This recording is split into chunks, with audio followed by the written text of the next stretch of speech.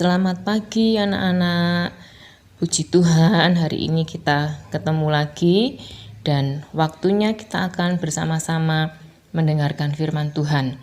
Nah, sudah siap semuanya ya? Duduk yang baik, kemudian siapkan Alkitabnya. Kalau perlu bawa buku untuk mencatat apa firman Tuhan hari ini. Mari kita berdoa ya. Tuhan Yesus, terima kasih hari ini kami dapat kembali untuk mendengarkan firman Tuhan. Berkati kami anak-anak-Mu supaya kami bisa mendengar dengan baik dan mengerti tentang firman Tuhan. Dan walaupun kami kecil, oleh tuntunan Tuhan, kami ditolong untuk belajar menjadi anak-anak yang taat kepada firman-Mu. Berkati guru yang akan menyampaikannya. Terima kasih Bapa. Dalam nama Tuhan Yesus kami berdoa. Amin. Firman Tuhan hari ini judulnya Filipus dan orang Ethiopia. Filipus dan orang Ethiopia. Yuk kita buka Alkitab kita di Kisah Para Rasul pasal 8 ayat 26 sampai 40.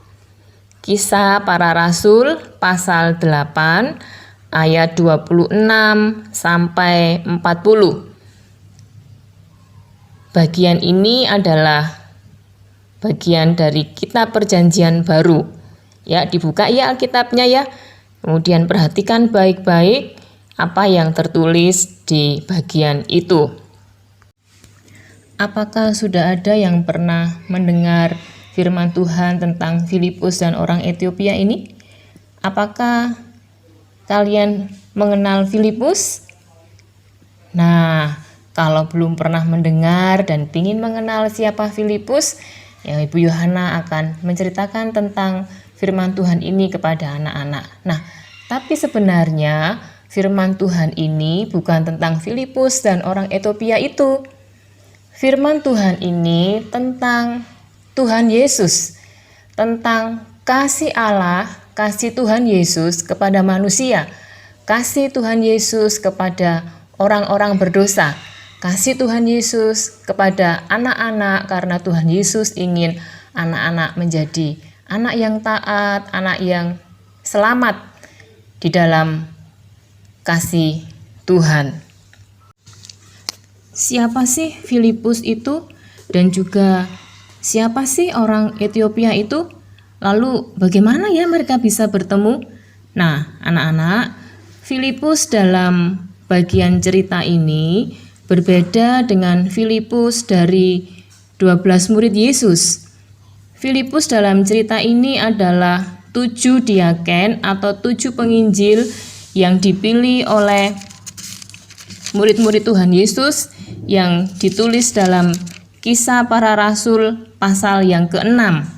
Nah, salah satunya bernama Filipus.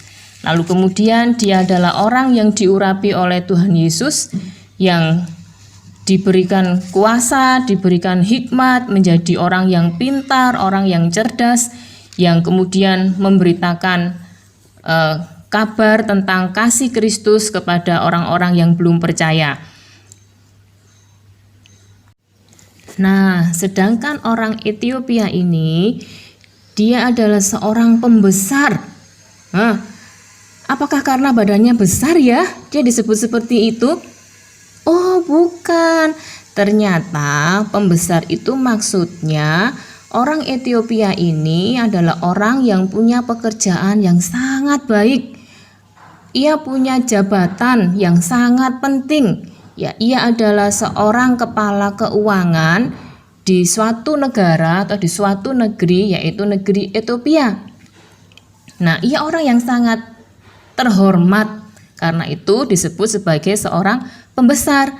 Nah, anak-anak, Filipus dan orang Ethiopia ini adalah dua orang yang sangat berbeda.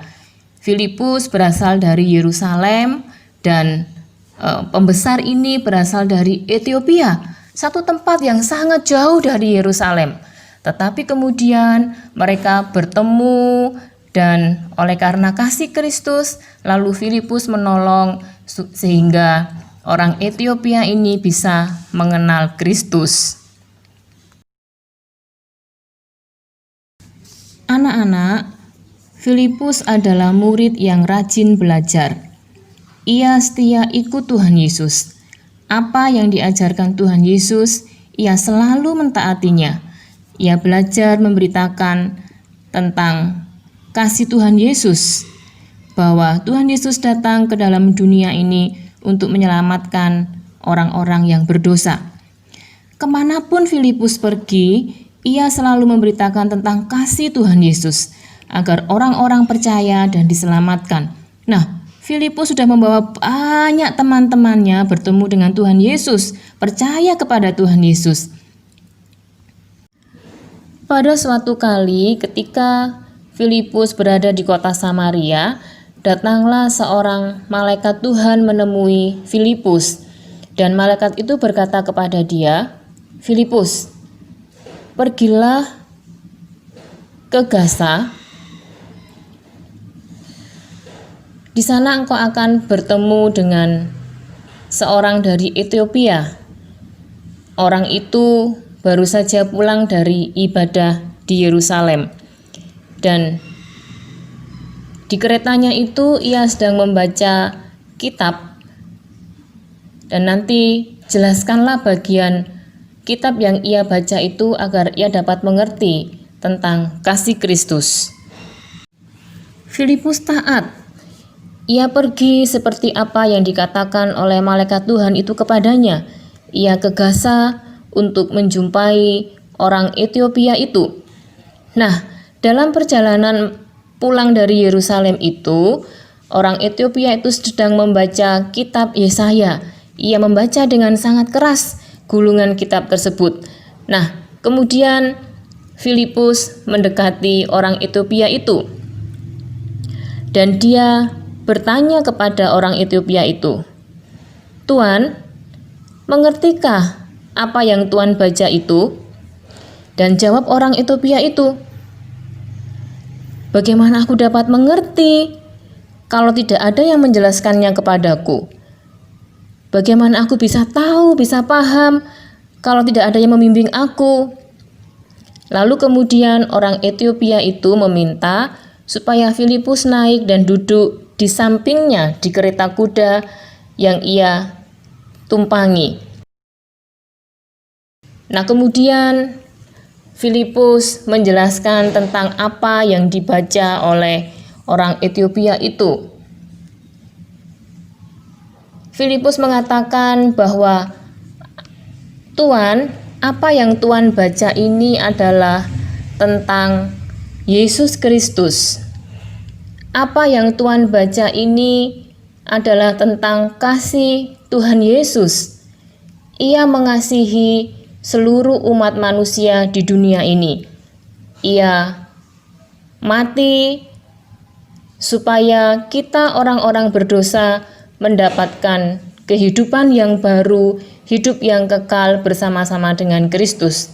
Ia mati supaya kita menjadi orang-orang yang selamat." Nah, Tuan, maukah Tuan percaya kepada Yesus? Begitu kata Filipus. Dengan senang hati orang Ethiopia ini menerima Tuhan Yesus. Ia mau percaya kepada Tuhan Yesus, sebab ia tahu pasti bahwa kematian Yesus Kristus dan kebangkitannya itulah yang menyelamatkan hidupnya. Lalu kemudian ia berkata kepada Filipus, "Filipus, lihat itu, di sana ada air. Bagaimana jika engkau membaptis aku, sebab aku mulai hari ini percaya dan menerima Tuhan Yesus sebagai Tuhan dan Juru Selamatku." Lalu kemudian Filipus dan orang Ethiopia itu pergi ke dekat air itu, dan kemudian dibaptislah orang Ethiopia itu oleh Filipus. Dan mulai sejak hari itu, orang Ethiopia itu menjadi murid Yesus. Ia percaya, menerima Tuhan Yesus, dan taat mengasihi Tuhan Yesus dengan segenap hatinya. Nah, setelah mereka keluar dari air, kemudian Roh Kudus membawa Filipus pergi dari hadapan orang Ethiopia itu. Dan ia terkejut sebab ia tidak lagi melihat Filipus di hadapannya. Tetapi ia tahu bahwa Filipus bersama-sama dengan Tuhan Yesus. Dan hari itu Filipus tiba di kota yang lain, di kota Asdod, untuk menceritakan tentang kasih Kristus kepada orang-orang di Asdod yang belum mengenal Yesus. Nah, anak-anak, itulah kisah tentang Filipus dan orang Ethiopia, yaitu kisah tentang Tuhan Yesus yang mengasihi orang-orang berdosa. Kisah tentang kasih Tuhan Yesus kepada anak-anak, kepada kita semua. Tuhan ingin supaya kita menjadi orang-orang yang diselamatkan. Anak-anak, setelah mendengar firman Tuhan ini, kira-kira apa ya yang Tuhan Yesus ingin supaya anak-anak melakukannya? Dari firman Tuhan ini, yang pertama, Tuhan Yesus ingin memberitahu kepada anak-anak bahwa Tuhan Yesus mengasihi semua orang di dunia ini.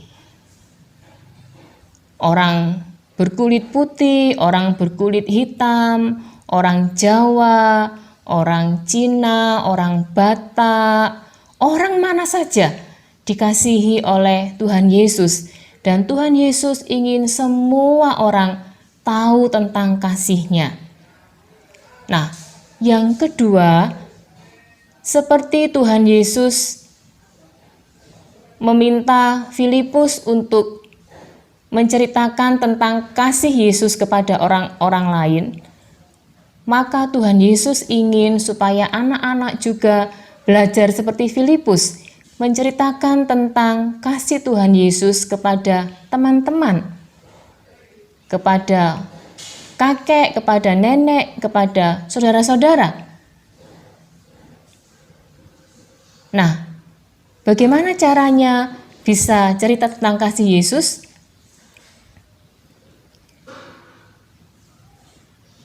Mungkin anak-anak belum tahu bagaimana cara bercerita tentang kasih Yesus kepada orang lain. Nah, Ibu Yohana ingin menolong anak-anak untuk ambil bagian, untuk terlibat dalam bercerita dengan cara yang lain.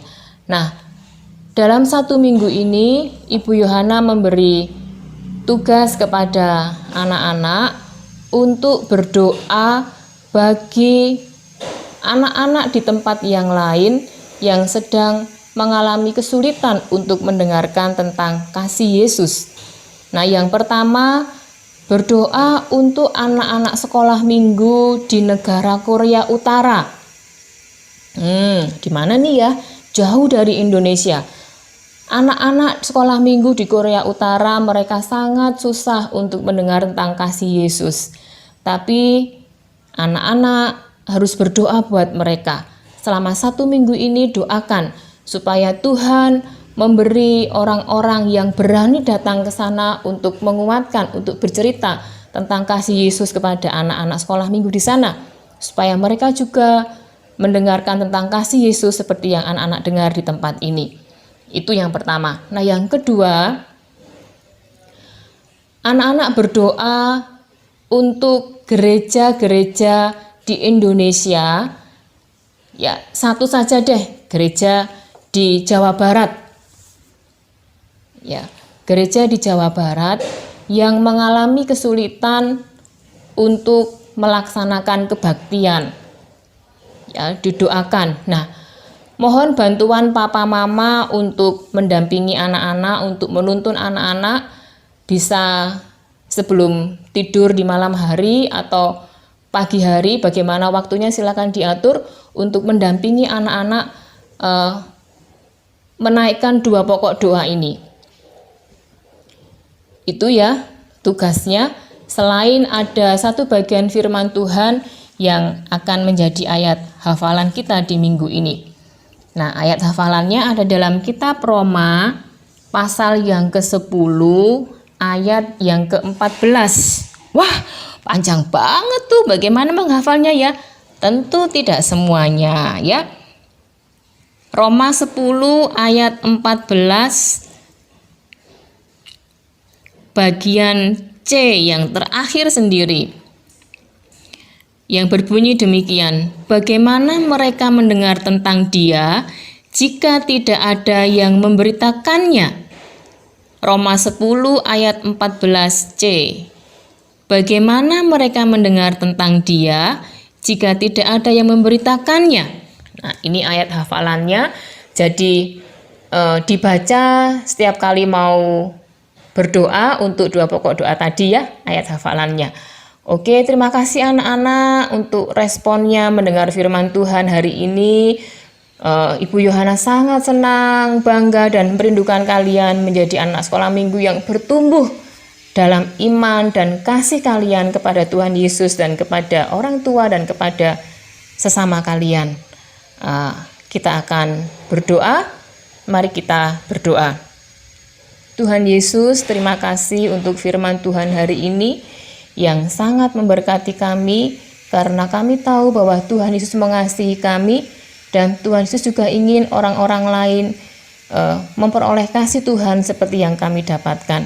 Tuhan, kami masih kecil, mungkin kami belum berani untuk cerita tentang kasih Yesus, tapi di 1 minggu ini Tuhan, kami mau ambil bagian untuk mendoakan orang-orang yang belum mendengar tentang kasih Yesus, supaya melalui doa kami, Tuhan mengirim, Tuhan menjamah hati mereka, mereka boleh percaya kepada Yesus dengan cara yang Allah pilih, yang Allah gunakan.